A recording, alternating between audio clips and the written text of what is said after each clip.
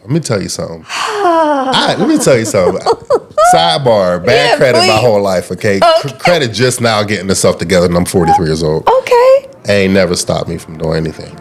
There comes a pivotal, life-altering moment when you must make a choice. Will you choose the light, or will you choose the darkness? You see, with darkness, it's simple. Torture for all of eternity. And the light brings eternal rest and peace and joy. Until we get to experience the wholeness of heaven, we endure some broken seasons and fragmented moments in this earthly life. The wise choice of the light informs us that with God, His powerful Spirit, and the cleansing blood of Jesus Christ, our mending is already done. So you ain't gotta be broke, and you may freely take your dominion as an image bearer. Welcome to You Ain't Gotta Be Broke. I'm your host, Alesha, and I thank you so much for listening. And today, child, let me tell you how I got my guest today, okay? As I do when I don't know what to do, I cry.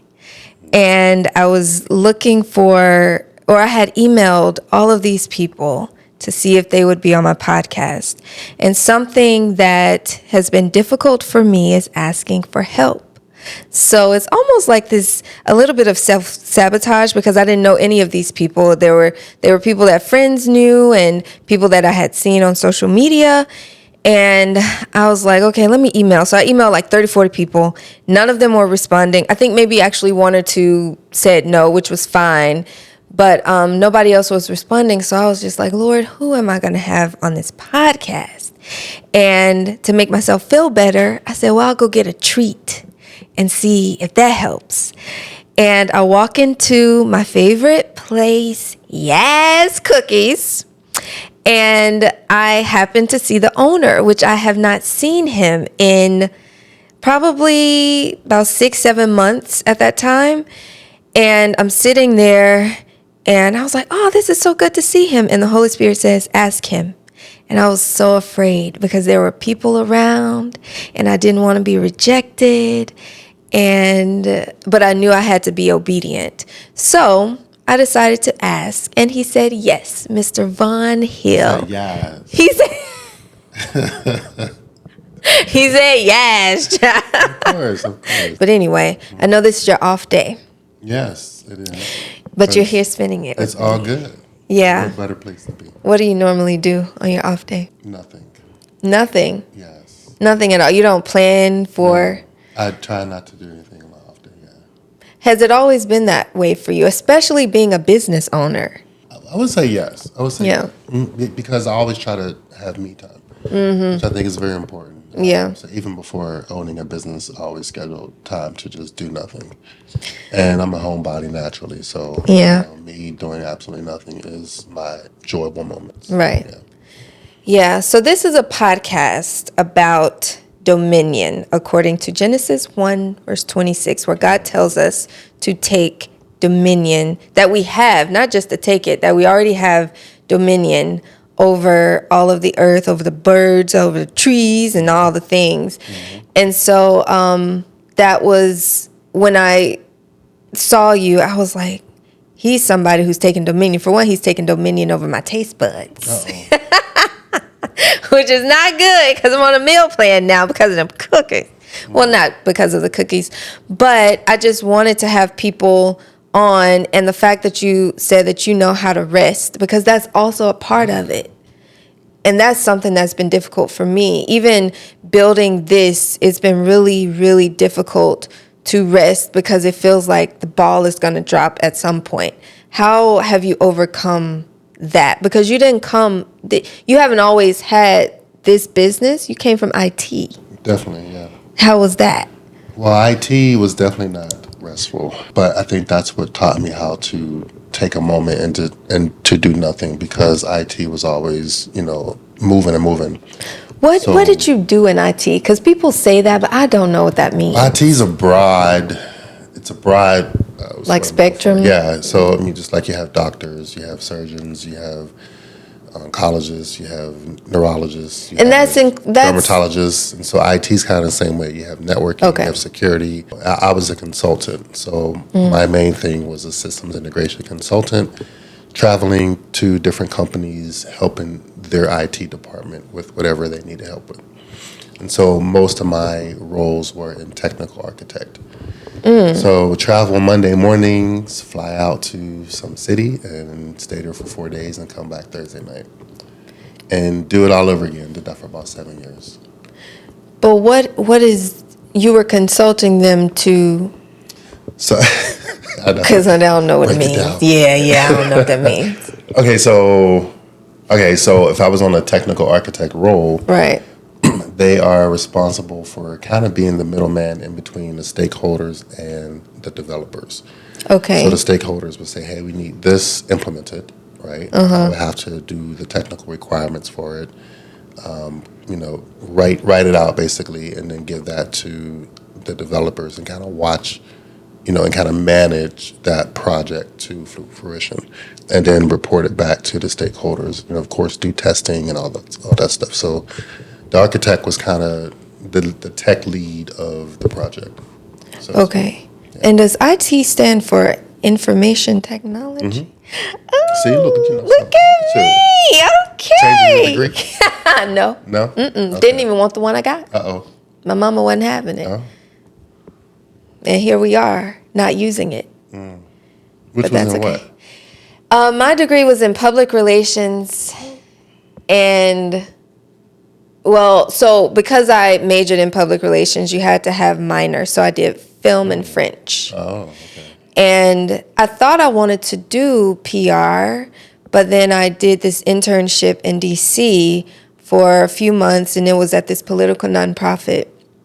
And it was cool. Like, we got to stay on George Washington campus, and then we had to take an ethics and an economics class at George Mason. And then we also had to intern at the actual, for me, it was the National Consumers League. I don't know if they still exist. But then we would also get to go to places like meetings on Capitol Hill, or I got to sit in on a meeting with Senator Blumenthal. I can't remember what state he's for or if he's still a senator. But I got to do all of those things. And so the people at the I probably shouldn't have said their name, but I don't care. But they have asked me to write something on something I knew nothing about that I can't remember at this time. Okay. And it ended up getting published in this magazine, this local magazine. And so my boss sent it to me, and she was like, look, Alesha, you should be so proud. And then I'm reading, and down at the bottom, it don't say my name. It says somebody else's name. And I said, oh, I don't like that. And from that moment, I said, no, you're not going to take credit for this. Now, I didn't know what the heck I was talking about, so it was really crazy that it got published. But, after doing that, I was like, yeah, no. And then also understanding what PR was, I was like, this isn't for me. So that's when I started to pursue film. And so that was my little transition. Okay. So, but you come from Pittsburgh, thoh. Yes, born and raised. Yeah? Yes. How was it growing up in Pennsylvania? Pennsylvania was interesting. I actually have a lot of family from Pittsburgh, so careful of what I say. I'll just say, it was good to get away and to get out. When I was in high school, which was a very small school, I'm talking like graduating with probably 35 people in my senior class. Was it private? So, no. Wow. A very, very small town. Okay. And so I wanted to get out. I was ready to get out, once I went to college. And so I went to Penn State. Yeah. And when I came back. And you studied what at Penn State? Oh, at that time, it was, I think, accounting. Then I changed my degree to finance and international business. Then it was marketing. Then it was business administration. Okay. Then it was just like, give me a degree. I don't care. So what did the degree end up being? IT it ended up being information systems and technology. Okay. Yeah. Okay.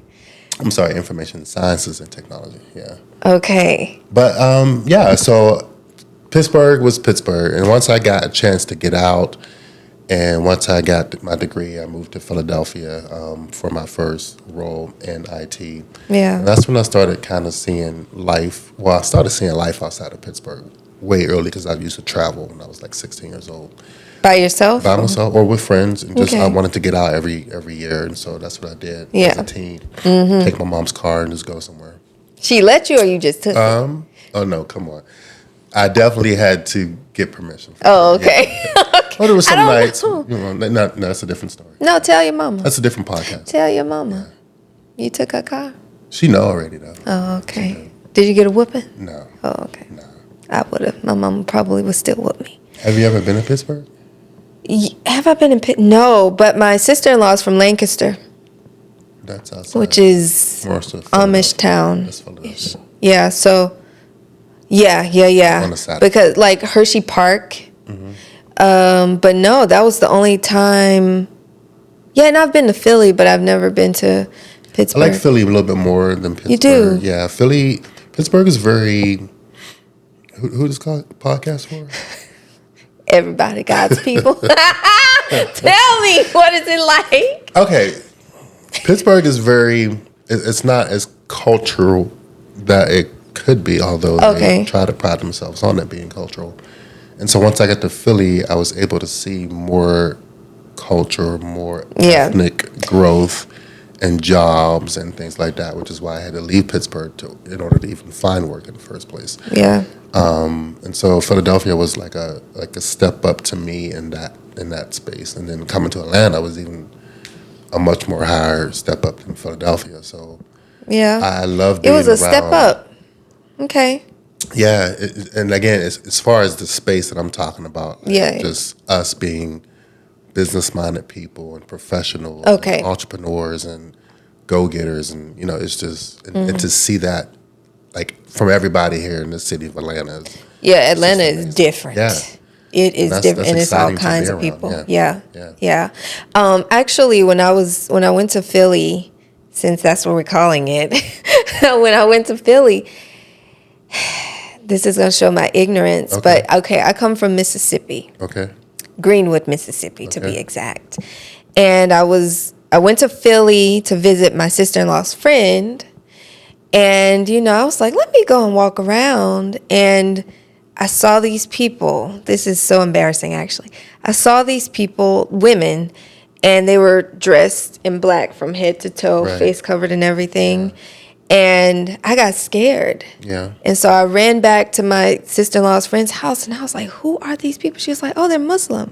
I was like, really? I had never seen a black Muslim. Big culture in Philadelphia. Yeah. Yeah. And so when you say that it's more cultured, I traveled too, and I felt like I was cultured. I had been to Atlanta before. I was like, wow, there's just so much and so many people and different experiences that I haven't seen. Yeah. And I got that being there, and I'm also getting it now being in Atlanta.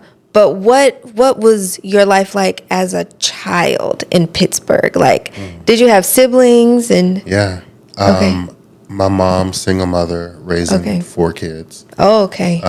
Where are you in that mix? Yeah, I am the second. So my older sister is 3 years older than me. My younger brother is 7 years younger than me, and then my younger sister is 13 years Younger. than me. Younger than me, yeah. Okay. So, single mother, doing her best. And so we didn't have a lot. Okay. I always considered us probably on the low income side of things. What's crazy is you don't know that you're broke when you're broke. You don't know it. Especially as a kid. Yeah, you don't know. At that time, At the too. time, yeah. Yeah. Because, mom provided. Mom made sure you had food on the table. You had, And didn't complain. You had new clothes every school year. I don't know where she got it from. But I know. she did it. She did it. She had resources, and we got through it. And then I realized, looking back, like, dang, we really didn't have much. So that was my childhood. It was still good. Yeah. In spite of not having a lot. But did she have any, like, maybe from your father? Did she have any sort of support? I don't know how much financially my dad was involved, but he would try to spend time with me at least once a year. For the summers, I used to always go to my dad's house, but he was out of state in Virginia. Okay. What did your mom do for a living? She was a cosmetologist, and then she was also, I think that was her main thing, and I think she did like a couple different places of cosmetology, and I remember a lot of people coming to the house to get their hair done as well, so I think that was her main thing. Yeah. And what about your dad? Dad was an accountant. An accountant. Now, what's crazy is, to me as a kid, he had a great life. Yeah, okay. And to be transparent, when I was about 12, I asked my mom, could I go live with my dad? Because when I used to go visit him every summer, it was a big change, right? I grew up in the ghetto, in the projects with my mom, and then, going to his house was like, oh, wow, he has all this. And so I was able to see a different life. And so I asked, I want to go live with my dad. And it was nothing that my mom did wrong. It was just that, like, I want some of what he has, type of thing. I like the way they're living down there. Yeah. And so she agreed. She said yes. We did paperwork and everything. Long story short, I didn't like it. I didn't like living with him after 2 years of being with him. Why? Why? Why'd I walk out this room? I don't know. Okay, I felt that my dad had 2 other kids also with his new wife. Okay. And I didn't feel like I was fully a part of the family. By this point, I'm 12 years old. My other brothers and sisters, again, 7, 8 years younger than me. And so I think most of the attention was on them at that time. And rightly so. Right? I'm a teenager. I'm okay. I'm not going to say rightly, but I hear you. You know what I mean. But that's how I felt. I didn't feel like I was a part of the family. And so then I asked to come back to live with my mom. Okay. And of course she said, yeah, come on back home. But was his wife accepting of you? I loved her. Yeah. It was your dad. Yeah. Honestly, I just felt a disconnect between me and my dad. And I think ever since then, for years, it's been kind of weird and rocky. But just recently, probably over the past maybe 7 years, has it gotten stronger. Which is why I'm able to talk about it today. Okay. Stronger in the sense of better. Like our relationship is much better today. Yeah. So, because what I know is that a lot of our experiences from childhood shape us into the adults that we are now. Yeah.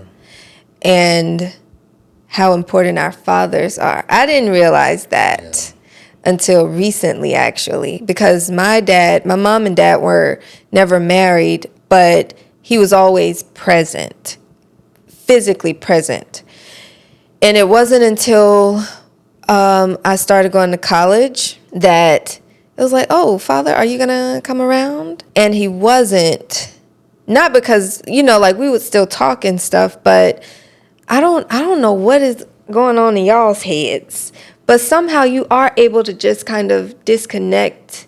And I know that you're probably dealing with some things that you have going on that nobody else knows about. But when you have children, it affects them.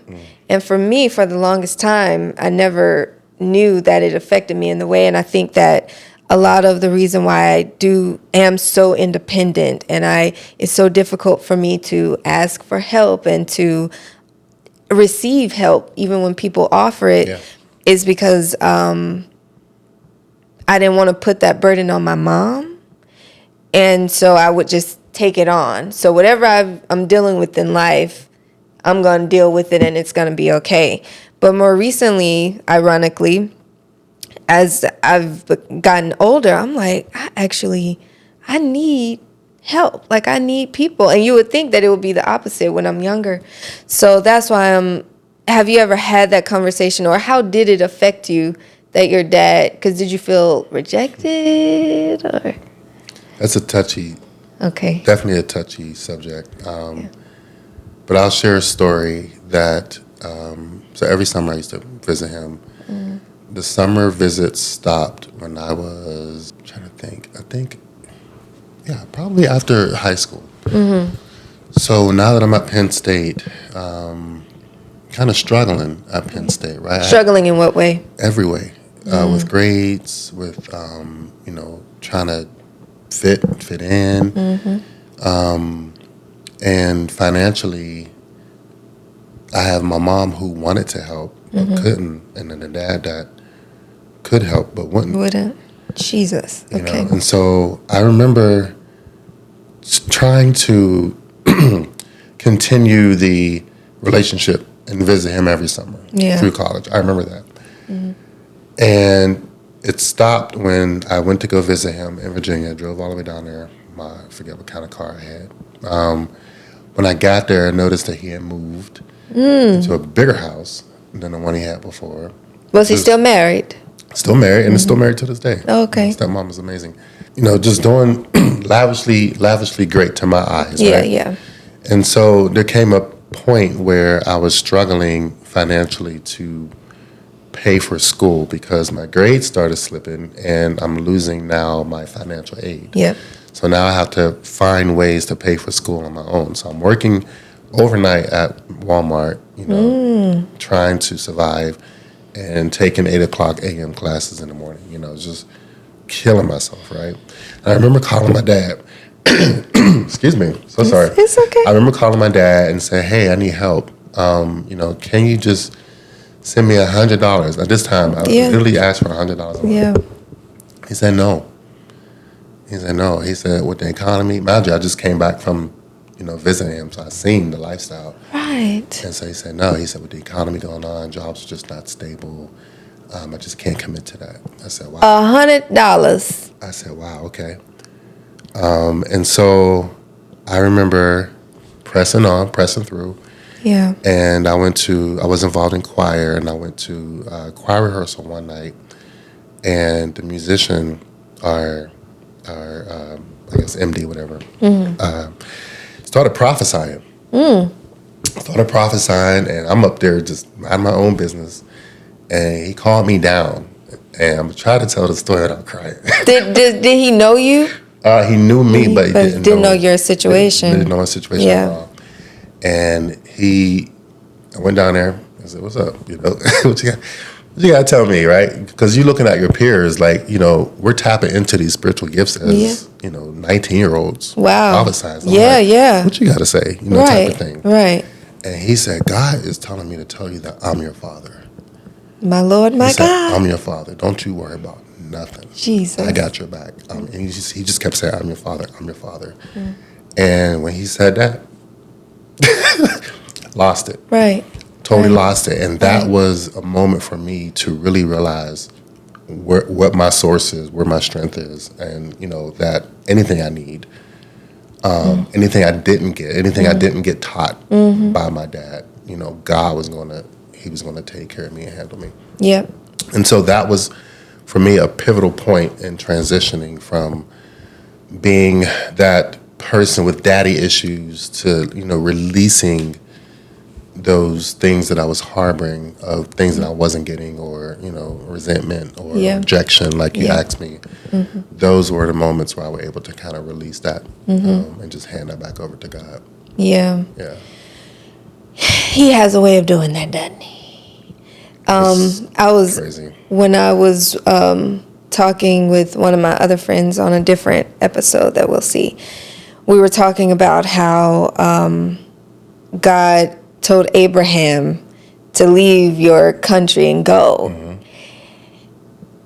First of all, he didn't tell him where to go. And I'd be like, son, you want me to go north, south, east, or west? But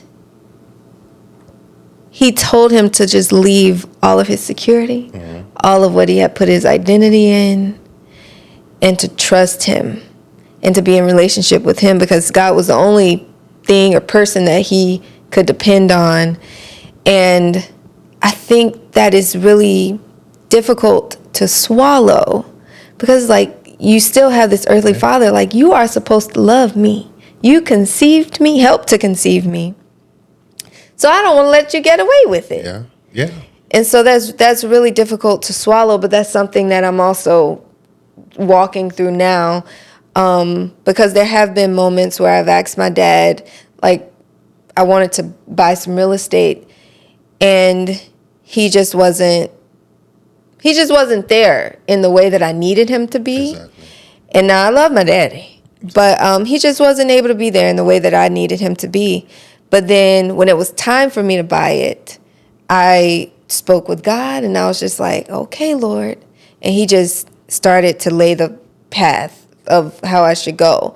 And so in this house that I'm in right now would not be without God. Like, I went on a fast for it, not for the house, but just like, is that the right decision to make? And I've never heard the Holy Spirit in that way in my life. It would be like I say, I cry a lot in my private time. And so I would be sitting there reading a book or reading some scripture, just like crying, trying to get myself through the day. And then all of a sudden it'd be like, this person is going to call you. That person calls me. And so he was training me to know his voice, regardless of what was happening around me, regardless of whether my dad would answer the phone or not, or do what it was that I needed him to do. He was teaching me, and that's the same thing he's doing with me now. But also reminding me of my identity in Christ, which is what I believe a part of this podcast is, in regard to taking dominion, is remembering who you are and remembering your identity and remembering the dominion that you already have. Right. So you said your mom was a cosmetologist. Mm-hmm. Did you ever, when you were younger, ever have any aspirations of what you were going to do with your life, or? Yeah, I think so. I didn't never see IT. Yeah. Until, obviously, I changed my major 7 times, right? Didn't see that coming. I knew I wanted to be successful. I knew I wanted to. Why did you change it from you knew you were to you knew you wanted to be? Why did you just change it then? Because I don't feel like I've reached the success that I'm trying. I'm successful, but I don't think I've been I don't think I've reached the level of success that I'm trying to reach. Okay. Yet. Okay. I still have a long ways to go, right? But I'm definitely successful in all that I've accomplished so far. Okay.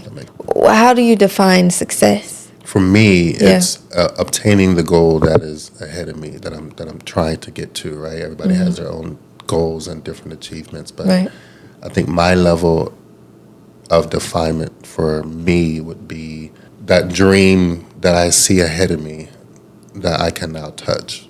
Which is a lot of things. Like what? In every area, I have a dream house that I want to get. I have a beautiful home now, but it's not my final stop. Okay. I have a beautiful bakery. Yes, in Glenwood Park, but delicious too. I see it being bigger, but I don't know how it's going to get there, right? But I'll know that I've touched that success when I see that happening. And so those are just like some things for me. Do you think you'll ever be content though? Like, do you think, okay, I got my dream house, I got my dream wherever you want to be in your career, financially, do you think that you'll continue to strive until the day you leave this earth? Or do you think it's a tough question because the Bible tells us to be content. No, but I just want to know. But I understand it does say that though. What you're asking. I feel like whenever I get to that point, there might be another goal that I'll have to work towards, but I'm still content with where I am. What was so when you were a child, did you say I want to be a baker? Or I want to? No, I never said I wanted to be a baker, although I've been baking since I was 12. Oh, okay. I never said, I'm going to open up my own bakery or anything like that. I don't think it was anything, honestly. I don't think it was like a fireman, policeman. Yeah. I'm in a ghetto at this point. I just want to get out of here and then make a lot of money some way, somehow. And at that point, I didn't know how it was going to happen. Yeah. I really didn't. But I would say, through that experience, to connect it with your goal for this podcast is just that perseverance. Sometimes I feel like if you don't know what the answer is, you just got to keep going until you find it. Yeah, putting one foot in front of the other. And I think that's kind of my story. Yeah. What about your siblings? Are you all close today? One is in Missouri. My older St. Louis. Well, she's like on the border of Missouri and Illinois. So Okay. she's out there, my older sister. And then everybody else is in Pittsburgh. Except for my dad's son, who's still in Philadelphia. Okay. But everybody else is in Pittsburgh. Yeah. And you here by yourself in Atlanta? I moved here by myself, but I got some family that came down since then. Yeah. I got some extended family. I got some cousins that came down. Yeah. But my immediate family is just me. Yeah. Yeah. And your parents are still in Pennsylvania? Yeah. Okay. You told me. I still want to understand Yeah, what I'm the missing. success. Because something that I know, especially as some Christian folk, if something doesn't look like, and you've already said that you would persevere, but if the path doesn't look like how you think it should go, something I'm learning to do is to celebrate. Celebrate the wins that I do have. Absolutely. And that actually just started like 2 days ago. Okay. Because that's so difficult. And so what I find that we do often is not, I believe the Bible tells you to be content so that for your own fulfillment, really, because there's always going to be something to strive toward. And from me on the outside looking in, I'm like, well, he looks successful. Folks always at the bakery, you get to take a day off, because I know some people who own businesses, they don't. Yeah. And it still doesn't pay off that they don't take any days off. So that's why I'm still trying to understand what success means for you. And how will you know that you've actually reached it? Like, I know you have a dream house, but like, how do you know, like, okay, this is enough? Yeah. And could it be that maybe, like for me, although like you say, I didn't know that we were poor. My mom didn't know. I always had everything that I needed and a lot of what I wanted, really. But even for myself, it'll be like, there was a time when I was working at Sunglass Hut and I said I would, Lord, if I could just have $400 at one time in my bank account, that'd be so great. And now I'm like, Lord, if I ain't got but $400 in my bank account, that is horrible. So there's still this mentality of like, it's never enough. Even if I'm working and I'm making significantly more than what I was making. Like at that time, maybe I was making about 30 and now I make maybe 100. It's still like that fear of, is this gonna be enough? When is it gonna end? Do you feel like that's not something? No. Yeah. I don't have a fear of something never being enough. I feel like we always should be striving to higher heights and higher levels and different things, right? Yeah. So yeah, we should never want to stop growing and never want to stop pushing ourselves to do better and to learn more and to make more money and all those things. So yeah, I think we all should always be doing that. But you could still do that and still feel okay. Yeah. You know what I'm saying? So I feel like my okay would be, am I able to sow when I want to sow and to, there's a thing this pastor said one day. I'm gonna try to say it the best way I can. It was like, you should never have to ask your money if you can sow it. My Lord. I hope I said that right. I get it. You get what I'm saying? Yeah. So I want to be at a place where if you need to give, you can give it. If you need to do this, that's just where I kind of want to be. Okay. And I think I'll know. And I haven't gotten to that place. And Okay. That's my being kind of okay. But yeah, still striving, still trying to push myself to do better and all this area. I always say I don't want money to be a factor in my decisions. That's what I take that to mean too, is that it's like, do I have the time to do it? Yes. Okay, well then let's do it. And obviously we're gonna consult with God, but yeah, I don't want money to be a factor because then that's when it can sort of become a bit of an idol in your heart. So what was the transition from IT to the bakery? Yes. Like, What was it like? Yeah, what was it like? How did it happen? That was a hard year. That was during 2020. It was during the pandemic. The pandemic hit, and I just didn't know what else to do. Okay. So I was a freelance consultant, and so I didn't know. I had a hard time finding work, and you would think, why are you having so much? Why are you having an issue finding work in IT? IT, especially at that time. The world shut down. Everybody's working at home, right? Yeah. Because for some reason I could not find work, and so I heard God say, "Well, what do you have in your hands?" My Lord. And so I was like, all I know how to do at this point is cookies. I've been doing cookies for all these years, kind of just on the weekends for fun, Yeah. But it was like, okay, well, let's go for it. Let's do this thing, right? There's no better time to do it. And I'm like, okay, it's 2020. It's a pandemic. Ain't nothing open. I'm nervous, and you already did it. Ain't nothing open. I ain't got no more money coming in. And you want me to open up a business. All right, so what are we going to do? And that was kind of where everything started. Okay. And literally, you want me to keep going? Yeah, child, tell the whole story. I'm scared. And I already know the outcome. Yeah. And so it was just, when I tell you, a God moment, a God season, everything, nothing but God, honestly. Yeah. Because I had $10,000 to my name, my last check in IT. Thankfully, and this is why I say there's no better time, because I could not have done it without the pandemic. The pandemic shut the world down. It shut down my car payment. It shut down my mortgage. It shut down my credit card payments. So I didn't have to pay anything. Yes. I didn't have to pay anything for 6 months. And we got a good little check. Got a little check here and there. Got a little unemployment check, with a little bonus on it.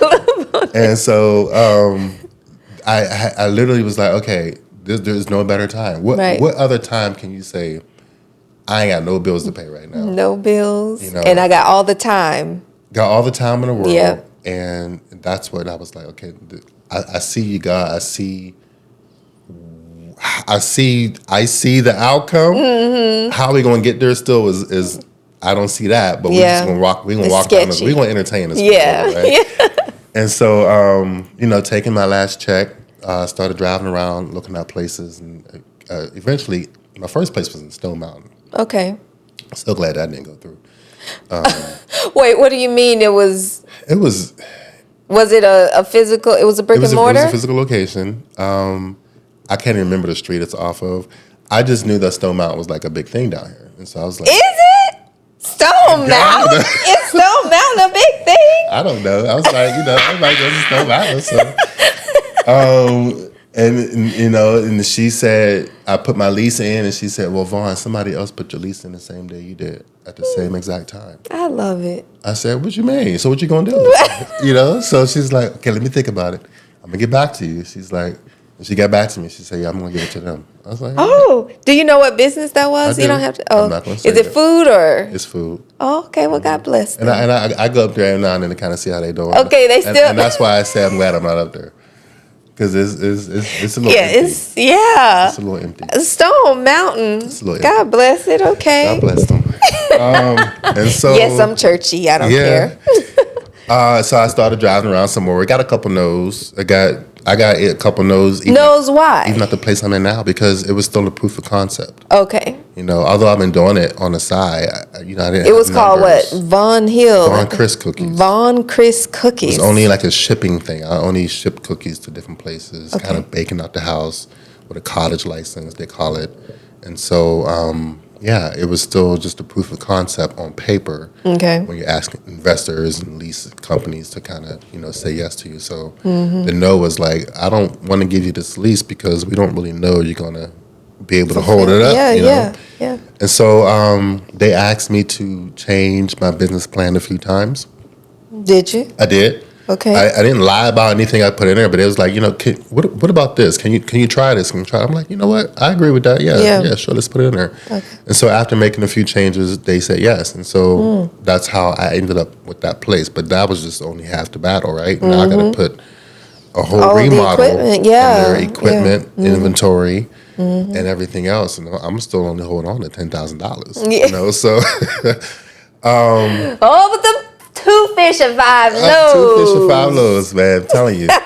Just resources, though, started coming in. Resources Really? that I didn't know I was privy to. Wow. Privy to why? Just in a sense of, again, proof of concept business. Okay. You know, credit score not even being the best. Right. You know, stuff like that. But God don't work on credit scores. Let me tell you something. Let me tell you something. Sidebar, bad credit my whole life, okay? Credit just now getting itself together, and I'm 43 years old. Okay. Ain't never stopped me from doing anything. So Wow. God did not care about no credit. Okay. Anyway, Yeah. coming back to the story. So yeah, I think I don't know how deep you want me to get into the I want you to get as deep as you can. You know, resources. Because and I want that because we can make up so many excuses not to do it. Yeah. And I'm like, if the enemy can have his people successful out here, then God will have his people Absolutely. successful out here. So there's no excuse Yeah. not to do it. There is no excuse. Yeah. It's just you got to put your faith in it. Yeah. Seriously. One of my favorite scriptures is the people, the Red Sea, right? Oh yeah, the Israelites. Yeah, walking how through they're at the Red Sea, right? And they got a decision to make. They're literally is an army coming behind them. The sea is already departed, and either y'all gonna walk through this thing, step out on faith, or y'all gonna get killed. And can you just imagine walking through an ocean with walls of water, feet above your head, and you're like, what? You want me to do what? And that's one of my favorites. Jeez. That's one of my favorite scriptures because it's like you have to. Yeah, God is going to bless you, but you got to do something in order to get that blessing. And so they had to literally step into that dry. It's a dry ground, Yeah, right? it was dry. But they had to walk. I don't care if it was muddy, honey. The seas was parted. The sea's parted. The seas What are other parted. miracle do you need at this point? I'm already showing you what I could do. Come on. But they still, But don't they we still still was be scared. that way? They still was scared. So it was scary. It was a scary situation. Yeah. And a lot of our situations are scary. But you got to be able to step and walk. Okay. You got to be able to move. And you got to trust God that it's going to work out. You got Yeah. to trust that that the other side of that thing is going to be what you need. Yeah. You know? And so that was So kind of you said the resources were coming together. Resources came together.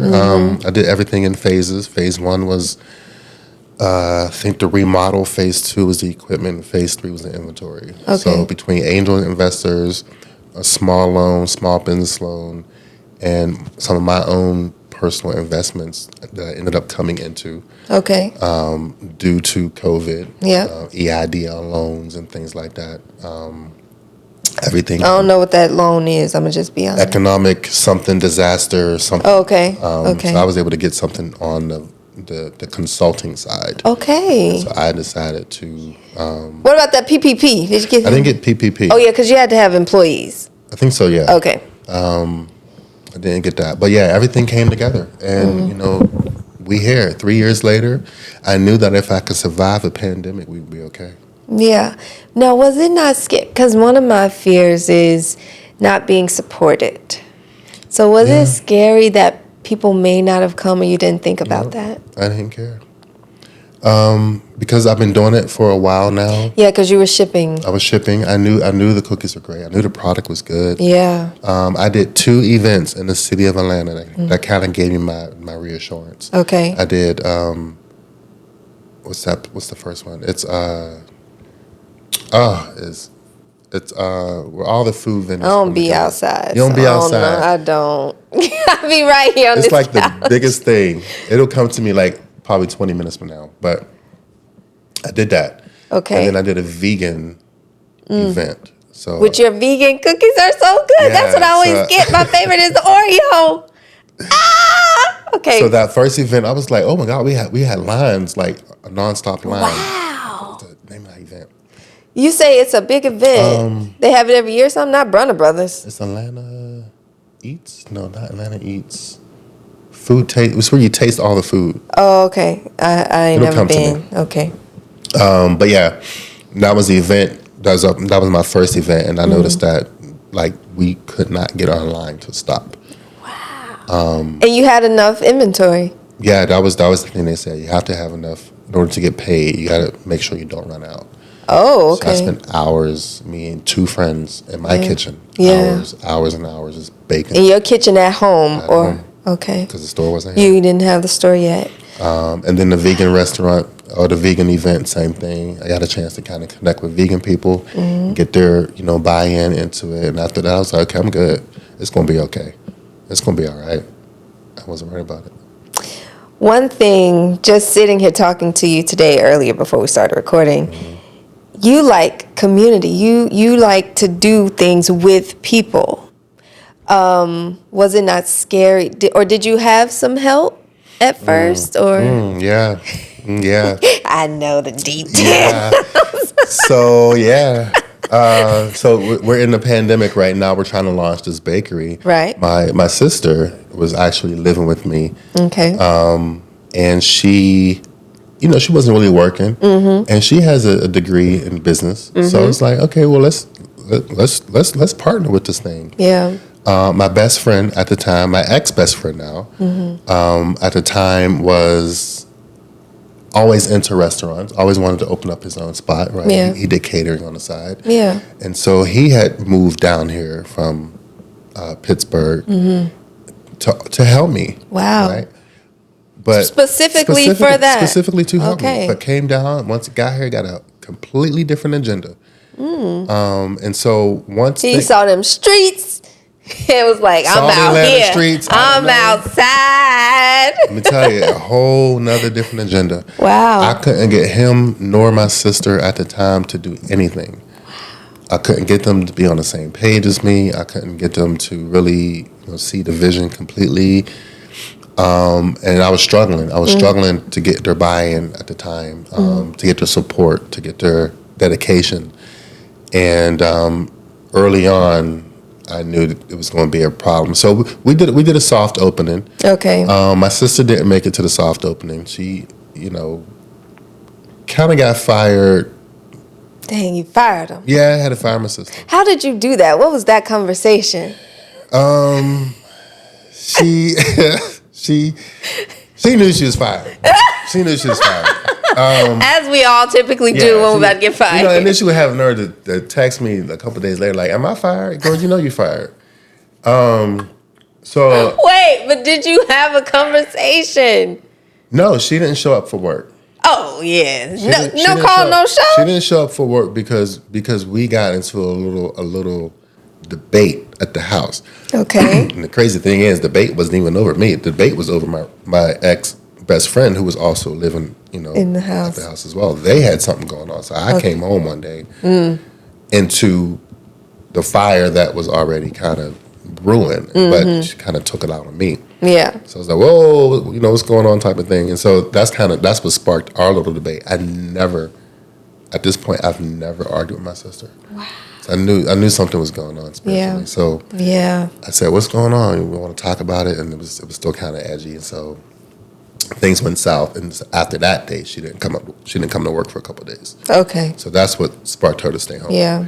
And so I was like, okay, then, you're out, type of thing. So she didn't make it to the soft opening. Now, my best friend did do the grand opening with me. Okay. He made it to the grand opening. Yeah. But then he, again, is still working on this different agenda. According to, and I got my nieces, my nephews there. Everybody, all my family is kind of working. My cousins, Yeah. different people that said I kind of trickled into Atlanta. So they're there trying to help me out. Yeah. I'm getting word that, like, so and so's on his phone all day. So and so's on FaceTime in the corner. Are who's telling you this? These Friends? are my family. Oh, okay. And telling me about my ex best friend. And so Oh, I see. I'm getting reports and things like that. Fast forward, something happened in his life where he had a court case against him. Got arrested in Pennsylvania. It was like what do you call it when they Warrant? he had a warrant for his arrest. Okay. So then he went back to PA to deal with the warrant.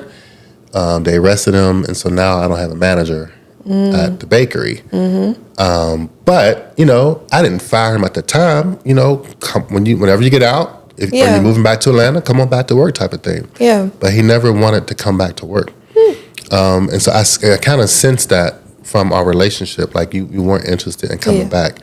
And so I was like, cool, no worries. And so we kind of departed ways on a business level. Yeah. But then we were still friends. But eventually the friendship Yeah. started fading away. So Yeah. neither of them are with me till to this day.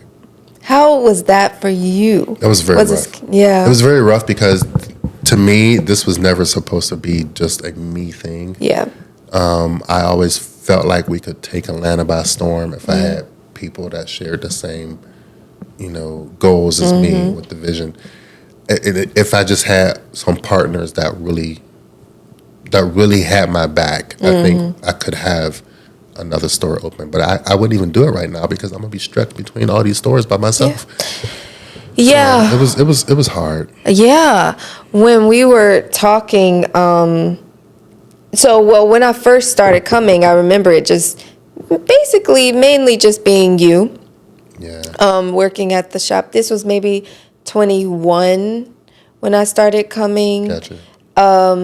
But then I remember you were training people, and I was just always so impressed by how thorough you were, how consistent it was, and how it wasn't. Sometimes when you walk into companies, like I went to get me some boba the other day, and I guess the girl on the register was being trained, and she had an attitude. The person training her had an attitude, but this girl is also, the person training her is like on her. She's breathing on her, literally breathing on her.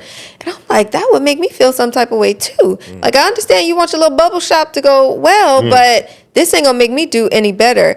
And you were not doing any of that. So I was just always so impressed. And then for the stuff to be delicious. Can't say I don't always do that, but Well, you didn't. from see it what at I the saw. time. Yeah.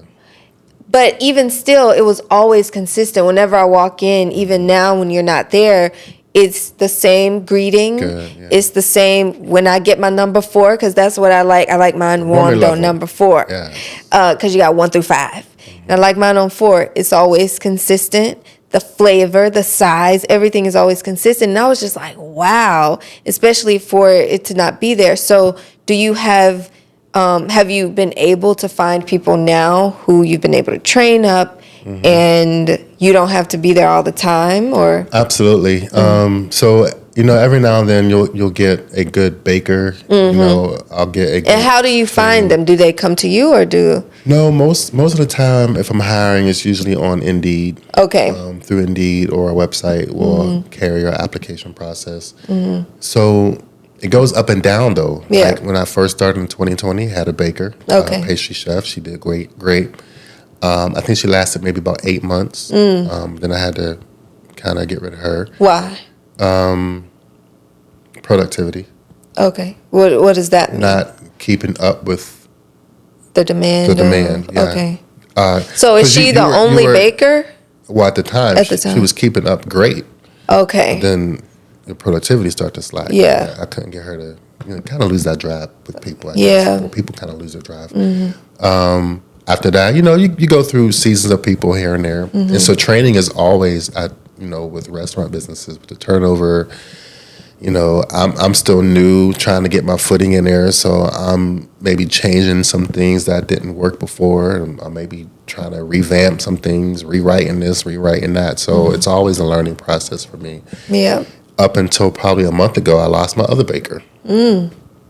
So I was... And so you've had that person since when, though? And the baker that just walked away was there for about a year and maybe 14 months. And why did they walk away? I think, I really don't know because I didn't have a conversation with them. Oh, okay. They literally came to work at 10 o'clock one morning, dropped their keys off, set the alarm, and walked back out. And said, hey, I'm not coming back to work. Okay. And so... How does that make you feel? Does that hurt your feelings? Yeah, because I thought we were, pretty Yeah. close. I'm an open book. If you have issues, come talk to me. What do we need to work on? I met with that person every Monday. Yeah. At this time, every Monday we talked about, what's working, what's not working. Here's what's coming up. So I give people an outlet to kind of, because this is still new. Everything we have is not. Right. This isn't it. I can change anything at any moment. Right. We're still working on that blueprint Yeah. of how we want these stores to be. Yeah. So what's not working? Yeah. You know, and so I think it was a combination of, you know, she didn't like to be responsible for the team either. 'Cause Okay. she was like my assistant manager as well. Okay. So she didn't like the personnel side. If she could just come in and bake all day Yeah. without doing anything else, then that's Yeah. what she would rather have done. But the position didn't call for that. Yeah. Is there room for you to have that now that you know that, where you can have just a no? No. Okay. The way it's set up, you gotta, just like even the baker. It's like a chef and a Yeah, it's too small for Yeah, that. You know? yeah. You know, if we had a big store with maybe a back, you know, where there was a wall, Yeah, where you that's didn't true. see guests, and then but the way it's set up, you know, the bakers are always 80% production and maybe 20% fulfillment. Okay. You know, and the shift managers is 80% fulfillment and 20% production. So there's always a little bit of combination on both sides. Yeah. Yeah. Okay. So are you now the baker? So again? now, yeah, and that's the beauty of, you know, the owner. At one point, you could be completely free and ready to think about expanding and going to different places and doing this and that, and the next thing you know, you lose someone, and now you have to go back in and make different changes again. But the great thing about it is, I already knew to start training up everybody. One of the things I always pushed on the assistant was to let people do different things. Yeah. Teach the more you teach people how to do stuff, the less your job is. Yeah. Right? I kept pushing that on her, but she wouldn't teach. She wouldn't teach when she had moments to teach.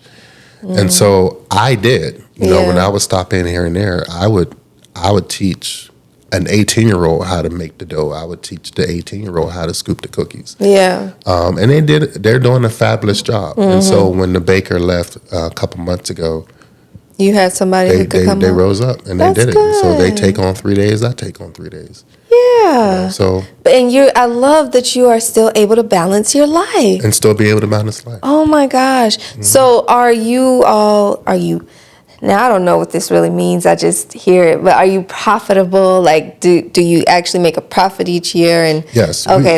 That's crazy you asked me that, because Okay. we've never been in the red since 2020. Really? Now, we got a hole to dig out of course, because of all the remodel and, you know, like I said, the small loans. But, like, it's always been a net positive. profit Wow. every year since opening. And, you know, some years is a little small It's margin, like- but, you know, the margins are increasing every year. Absolutely. Yeah. That's I'll tell amazing. you, we used to make, you know what was exciting for me? What? When I made my first, I'm trying to think back. It was like I made $300 a day. Oh. I was so excited. Yeah. At the bakery, I was so excited. I was like, we did $300, y'all. Yeah. But how much of And that I'm are doing you it- as the owner even because you got to pay folks? I never paid myself for the first 2 years. Never paid myself. So you just had just enough to be able to pay your bills Just enough to pay the bills, pay the people and pay the that was people. there. Yeah. And I'm doing the math like, okay, 300 times 6 days a week. Okay, yeah. You know, just working it out. Yeah. And now, you know, it's It's good. yeah. Ooh, we probably do $300 an hour. Ooh, that's for cookies. Yeah. For cookies, because the cookies are what, $1.50 a piece? $1.50, 2 for $3. I love them cookies. My 2 for $3. goodness, they so Only, good. and that's all we do is For cookies. $1, you said $300 an hour for $1.50 cookie. 300 an hour is a slow day. What? Sometimes it's $500 an hour. Yeah. What? So could you imagine if you had not? You'd still be out there consulting or not, or doing something else. Yeah, and in the freedom we have as Yeah. business owners, being able to make your own decisions, being Yeah. able to come and go when you want. You know, and there's been some struggles. I don't think I told you on our pre-interview that in September of 2022, I believe, I lost every employee. Every employee. I had 3 managers. 2 walked out, and 1, I think 3 walked out actually. Do these people give you reasons, or is it just they? Because I mean, I feel like the climate has changed since 2020. Nobody really wants to work that much. That is true. So, Some of them yes, some of them no. okay. But the story I want to focus on is that moment, that pivotal, that moment of like, okay, I'm done. I can't do this no more. Like when everybody left, I had to take the words off the door of hours. I can't be open from 12 to 11 no more. You know, I can't open at 12. It was open at 3. And, you know, leave at maybe 10. It was, I had to shift everything, right? Because I could not be there 16 hours a day, every day by myself. And so I'm interviewing people while I'm scooping cookies on the phone. Yeah. You know, and at that point, I was like, I don't want to do this no more. Yeah. I don't, Lord, this is crazy. Yeah. I don't want to do this no more. Yeah. And I was ready to give it over to whoever came in the door, I was ready to sell it. I'm done. And, you know, I'm trying to remember back. I just remember getting through that season, and then slowly but surely, people started coming back. And then the people that started coming back were my 18-year-old that I still have today, because I hired him at 17. Loyal people that, you know, that you could shape, that you could mold, people that just different. Yeah. And one of the things that started to happen in me was I started feeling comfortable with letting go, because I wasn't able to let go before. As a business owner, like you said, you know, you came in and you saw me being nice to do the training. I didn't say nice. I just said you wasn't breathing. No, he was stern now. I'm very stern as an owner. I'm usually over people because I do want the service to be a certain way. I want the product and the quality, all that to be a certain way.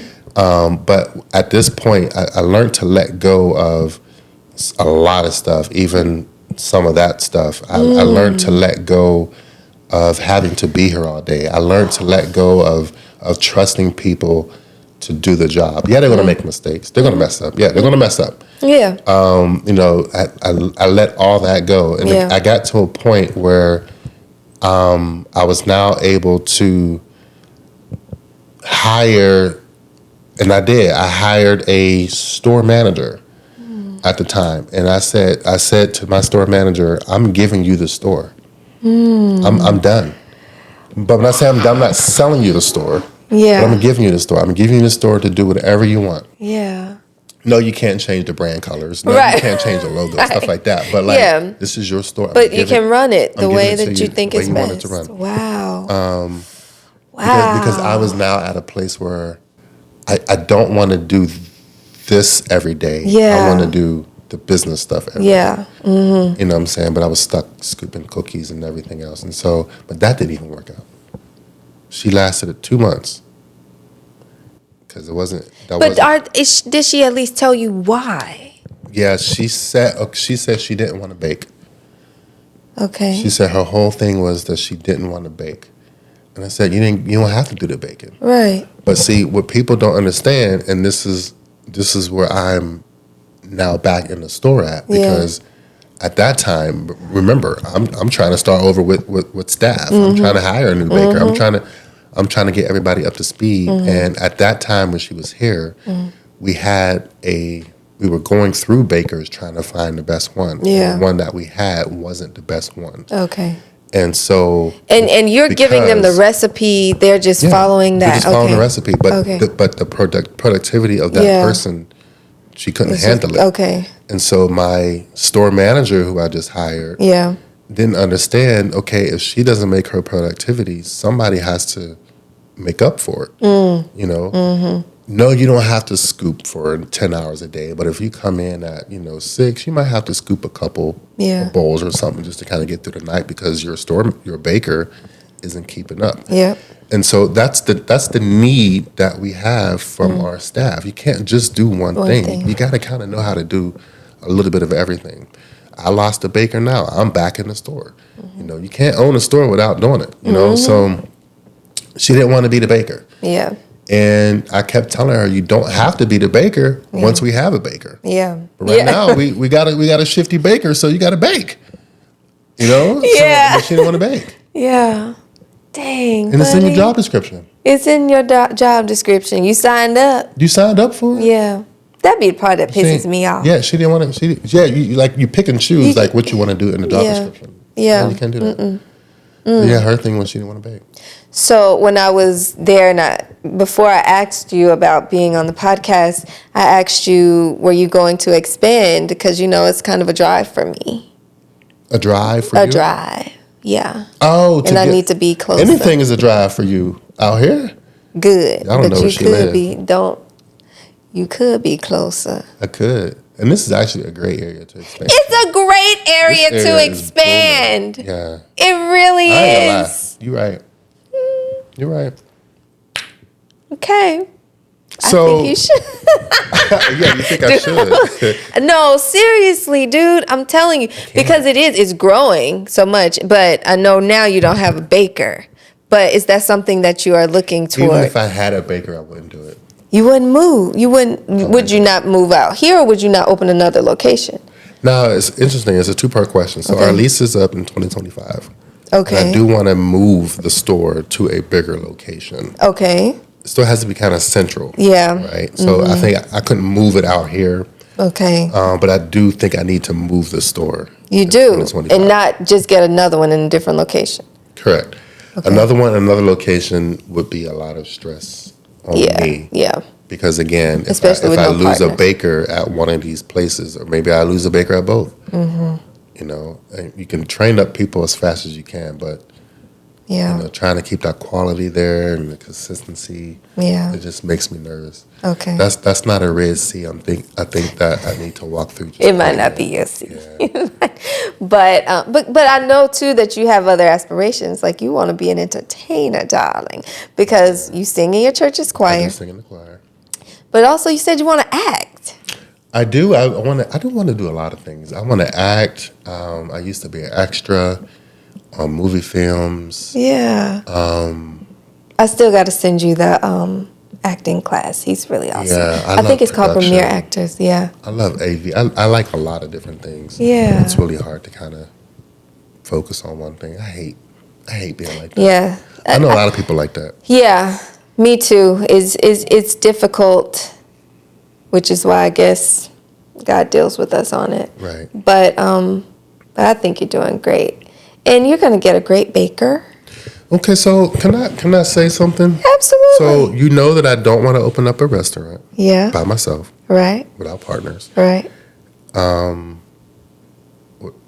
So one location, but I want you to remember this conversation because it's going to happen. Okay. I just don't know how it's going to happen. Okay. So I'm saying today that I don't want to do it. Okay. But that's not to say that it's not going to happen. Right. Uh-huh.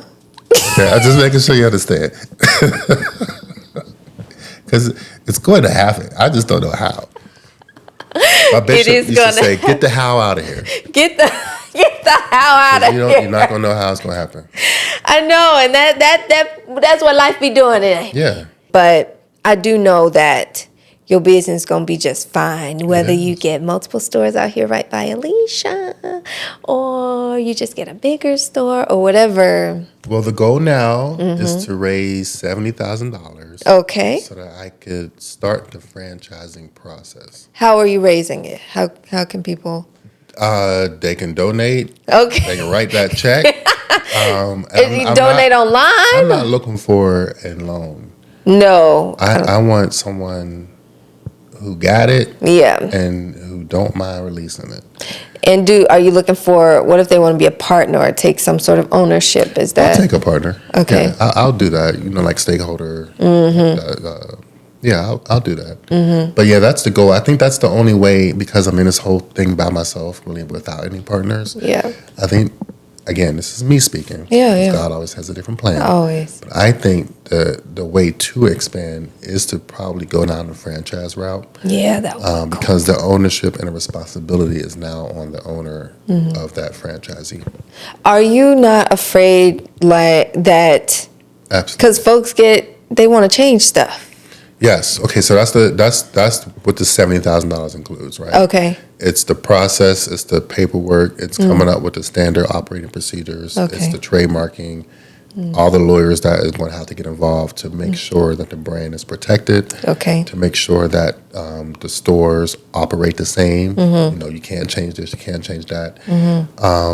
But even if I have all that on paper and in lockstep, my biggest thing is making sure that the stores are somewhat the same, even though they're operated by different franchise partners. Why wouldn't they be the same? Well, think about a McDonald's you've ever went to. That ain't the same as the McDonald's down the street, or a Wendy's over there. That ain't the same as the Wendy's over there. The food is the same. Food is the same, but the service isn't. The service is not. The only Chick-fil-A is pretty good though. Chick-fil-A has done the only restaurant the only one I could say that is consistent from left to right, up and down.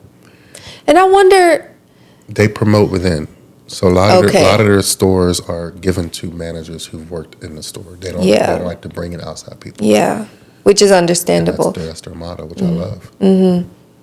which you can get to Yeah. at some point. And so if I can get that service tight, and the product tight, and then duplicate that with other owners and operators, that would be ideal. Okay. And that would be my vision for the bakery. Is 70,000 enough? That's all I need. That's all you need. Okay, that's not a lot. It's not. Okay, so people can donate. They can go online, or do they come to the store? If you want to drop off your check at the store, 880 Glenwood Avenue, Southeast, Suite E, 30316. Yeah. Okay, I'll put that in the description. But yeah, any way possible. Yeah. I think at this point, I want to put it out there as a need. Yeah, should. Yeah. And of course, I'll be working on ways on my end to kind of meet that. But yeah, that's something I think would be beneficial for me at this time. Yep. Of course, praying on the next direction. But just waiting to see what God is going to do with that. Okay, I'm excited Yeah. for my own benefit. Yes. And you will see one out here. Yeah, you're gonna have to make some low carb ones for me. Okay, I got you. But we got skinny cookies. You do have skinny cookies, Yeah. but they ain't the Oreo. Okay. Yep. Okay. It's not. Trust me, I know. I know what's on that menu. Yeah. Okay. Yes, I do. So what's gonna be the cookie for the month of June? Do you know yet? June? Because that's Why probably June? when this is gonna come out. Okay, so June is usually that's usually the month we focus on pride. That's usually like Okay. a rainbow cookie. Okay. We get a lot of requests to do like red chocolate chip cookies, orange chocolate chip cookies. So that month is typically dedicated to that. Okay. So every month we try to focus on whatever's happening that month. Oh, I see. I see.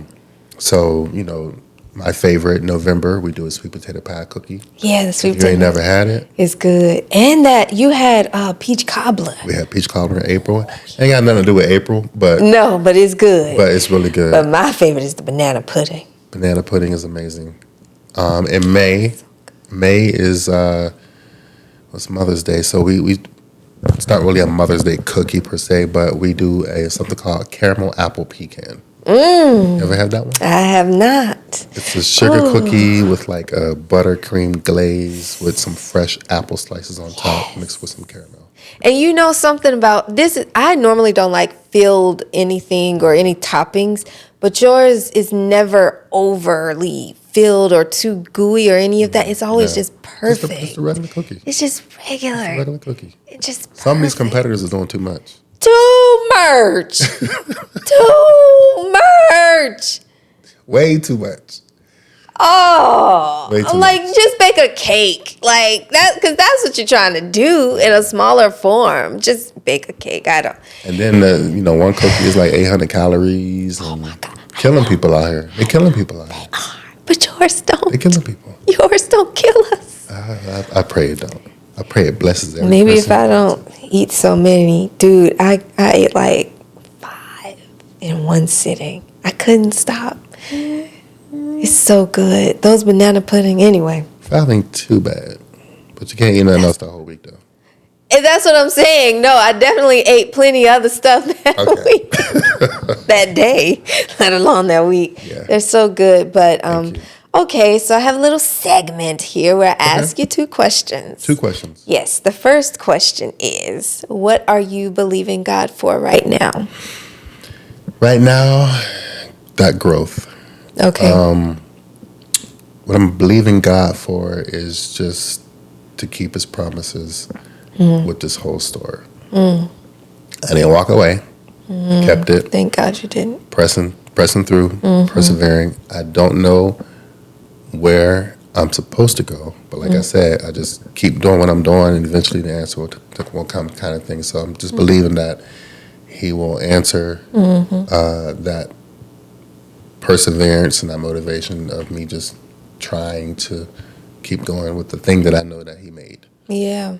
Yeah, he Absolutely. definitely. I mean, dude, I'm still tripping off a $1.50 cookie. The $300 is a slow day, an hour. Slow day. That is incredible, and I love that so much. And I hope that people can hear that. And it might. The thing is, sometimes people will try to model their craft or whatever it is after what you do.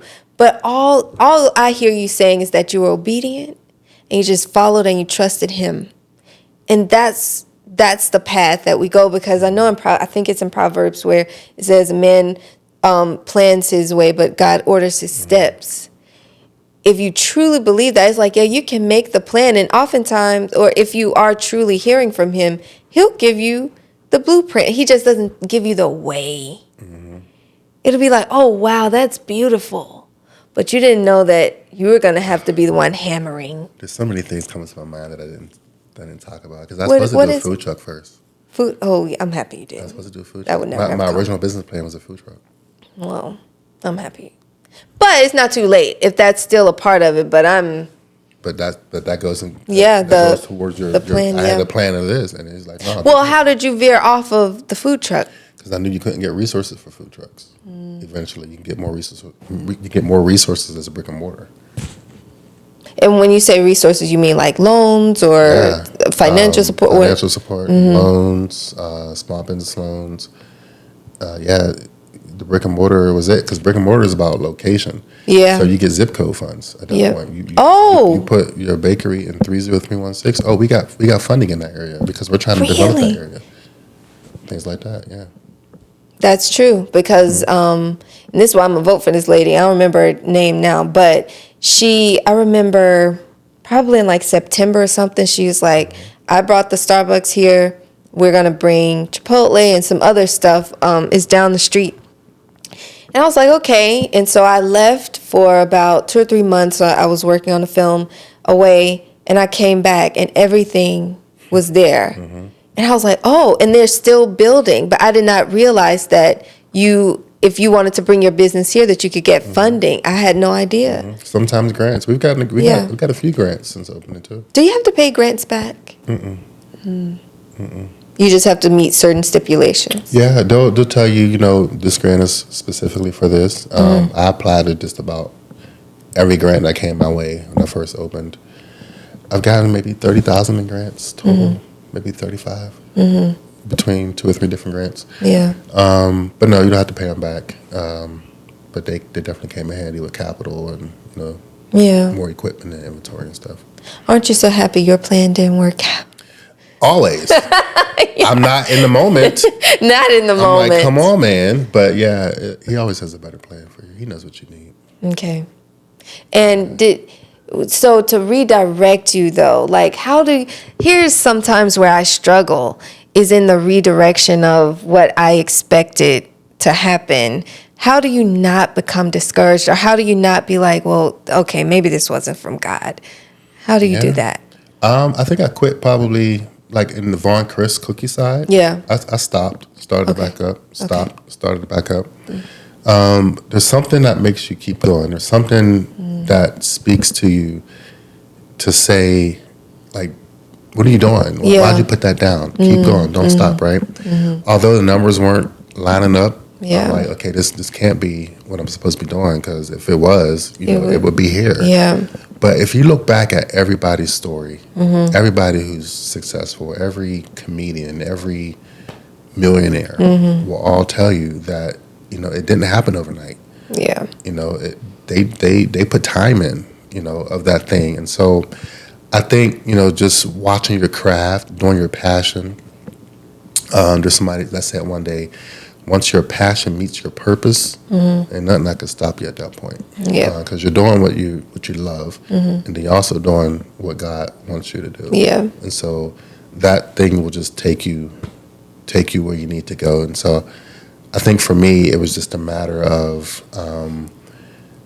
you know, finding that niche of remembering, number one, that success doesn't come overnight, but successful people do every day what others do sometimes. Yeah, that's true. One of my favorite quotes. So I knew that I just knew I just had to keep going. Yeah. Although it wasn't working, and I quit several times, I just kept going. And when all the stars aligned, and when, like I said, when the pandemic, you know, took its course, I said, oh, that thing that I was doing before would be a great time to do now.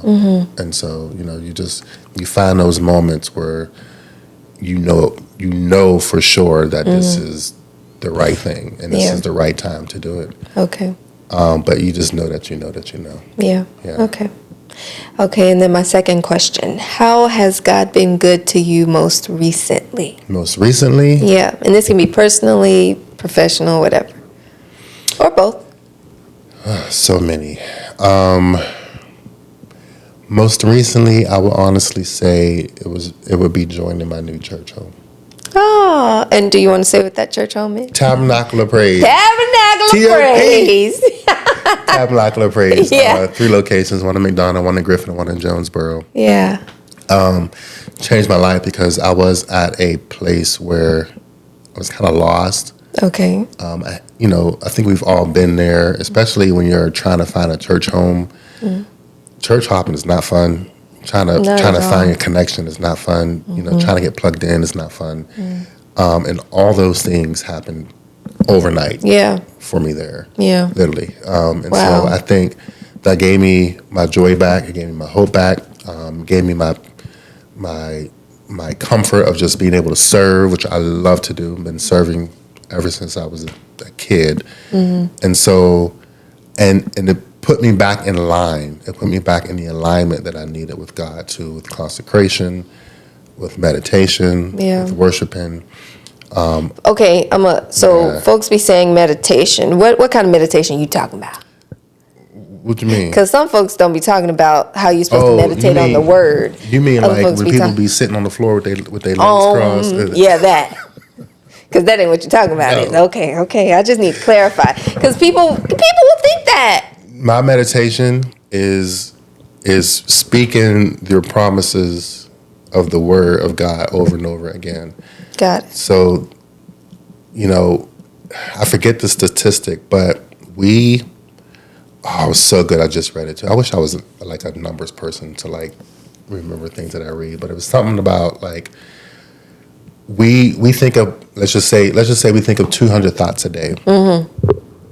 Probably 75% of those thoughts are repetitive thoughts. And then out of the repetitive thoughts, there's a certain percentage that are negative thoughts.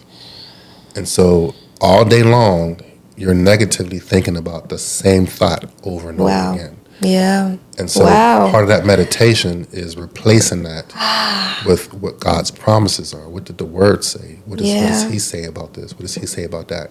And focusing on that and speaking those things every day, all day long. And that's, to me, what meditation It's just like the scripture that says, basically focus on these things that are above. Absolutely.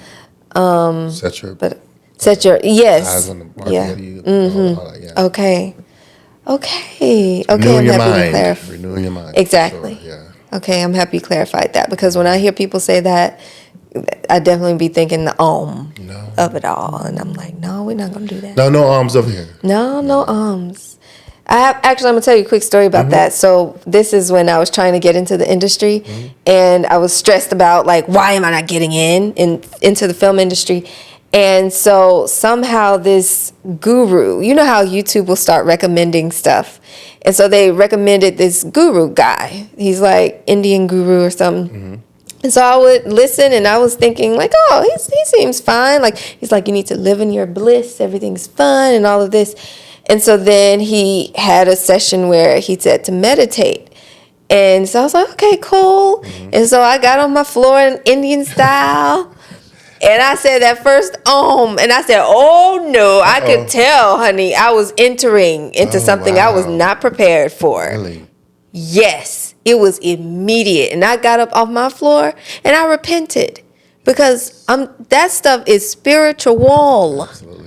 Oh my gosh. And so every time I hear people say meditate, I'm like, somebody needs to clarify. Wow. Because y'all out there doing what I was about to do. I mean, the first one. And I opened my eyes. I said, oh no. Can't do it. I'm glad he brought you out of that. Yeah, me too. But Wow. but that's all. Anything else you would like to say? I appreciate this opportunity. It was definitely fun. Good. Done a lot of interviews, but this is my first one in depth like this, so this was great. Oh. And nothing but success to you. Oh, I thank pray you. growth, Oh. expansion, expand her boundaries and her territories in Jesus' name. Amen. Thank you for that. I really appreciate you for listening, and I'd like to ask a favor of you. If you enjoyed this episode, please share with your friends and family, rate, and leave a thoughtful review. This helps others to more easily find the podcast and get their cups filled too. You can email us at youain'tgottabebroke@gmail.com or follow along on Instagram at the handle youain'tgotttabebroke. Until we meet again, have a beautiful week.